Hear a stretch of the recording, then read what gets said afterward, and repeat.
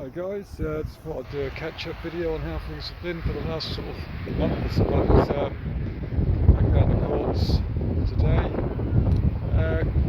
Bit of a southwesterly wind blowing across with us going out to sea. But sun's out, probably about 10 degrees, something like that, so not too bad. Did a bit of jump training today. I haven't done any for a month really. I've been down the courts playing with my friend one-on-one a couple of times. Health-wise, not too bad at the moment. I've recovered from the COVID I had late November. That put me in bed for a few days and then left me feeling very breathless for about three weeks or more. But that's starting to ease now, so I'm getting my lung capacity back, thank goodness. I quit smoking at the same time I caught COVID. I'd smoked for about 20 years. Not super heavy, probably about 10 cigarettes a day, but it's too much, and when I caught the COVID I couldn't smoke, so the choice just took out of my hands. So that's a good thing. It's something which I've wanted to stop smoking for a long time, so that's a really good thing. So I've done like over a month now. I've been using like nicotine lozenges and things like that just to help with the cravings, and they've been really good. So yeah, that's about it really. The jump today, considering I haven't jumped for a month, that's not too bad. I've just touched 10'5", which is the underside of the horizontal bar on the rim there. Where's my finger? There we go. Yeah, the bottom of that's 10'5", and that's a 4-inch post, so the top of it's 10'9". That's what I was aiming for last year. I got about an inch under it, so about 10'8", so it wasn't bad.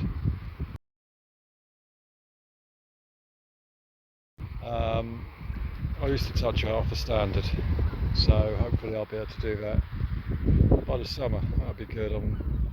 I think I was probably touching just over 10'2" off a standing vert, so I was able to grab this rim a couple of times and hang on. So yeah, if I can get my standard vert up by 2.5–3 inches, I'll be able to touch the other side of that horizontal bar again, and I'll be on the way then to dunking off vert. That'd be good. I need to get at least 10'5" to dunk off vert.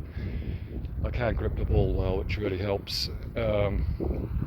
So yeah, that's about it really. I'm just going to film myself doing a few jumps, and that'll do. Just going to take it easy really, just sort of build back up again. Warmer weather will probably be a couple of months away, but I think temperature definitely makes a difference when you're training, and especially jumping. You know, if it's a little bit warmer, it definitely helps. For me anyway. So yeah, hope everyone's alright. I've enjoyed watching some of the other amateur dunkers and people who I follow on Instagram and Facebook, so big shout out and hello to all of you guys. It's been good communicating with you, especially the more senior chaps like me, sort of in their 40s. Just got to sort of train a bit differently to the younger people, or to how we used to train when we were younger, but just being sensible really, and plenty of stretching, plenty of warming up. I've been doing, you know, mainly isometrics. I did have a little play around with weights last year, just light weights like 45 kilo squats and deadlifts in there. It was alright, but personally I think by the time you're a fully fledged adult in your 40s, you've sort of built all your muscle, or your sort of adult mature strength muscle. Going crazy down the gym trying to lift weights you used to lift, yeah, you can do it, but all you're really going to get good at is lifting heavy weights again. For jumping, I think the plyos and the isometric, that type of work seems to be working well for me, just to sort of keep supple. I think is the key. Keep supple and springy.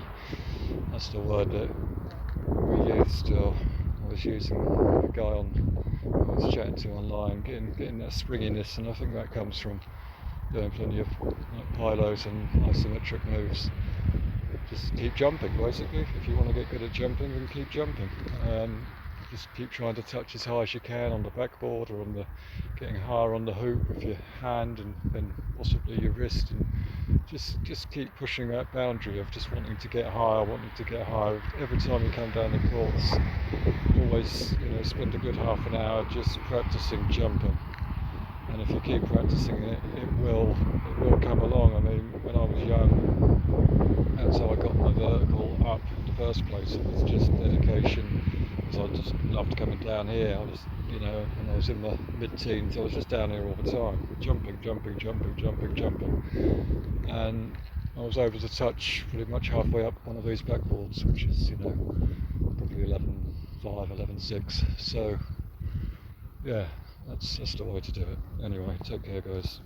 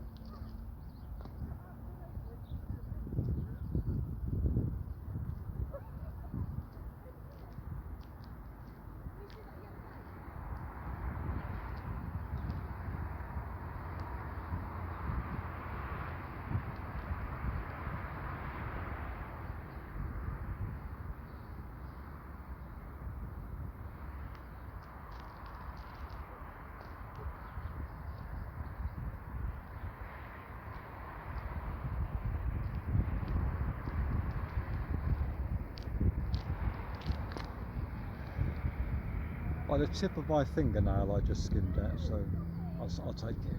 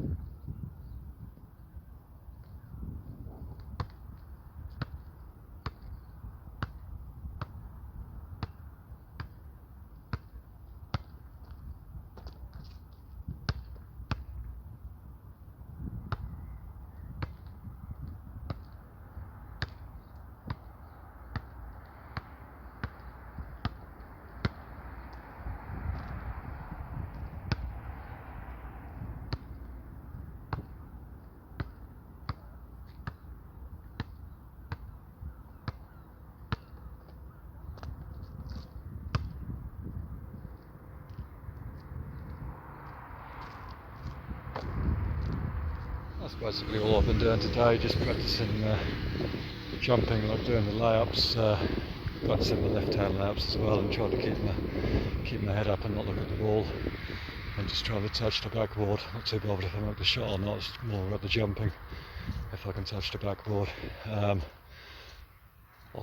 find it harder to touch the backboard with the left hand on a layup, because I jump off my left foot, so you don't sort of tilt your shoulder and get that extra height you do with your right hand.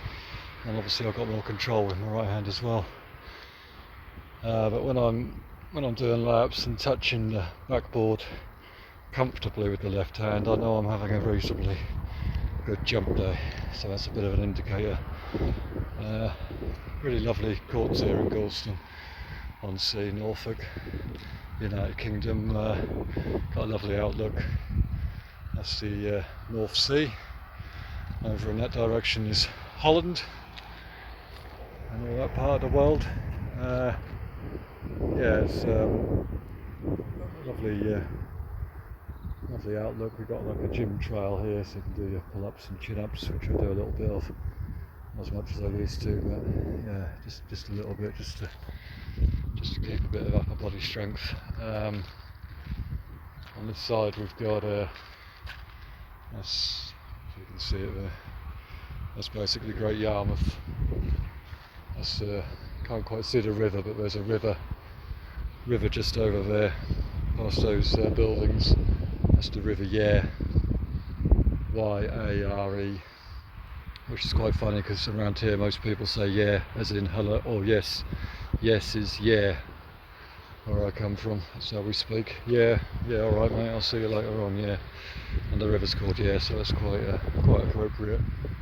And then on the other side there, with that land sticking out, that's the most easterly point of the United Kingdom in Lowestoft.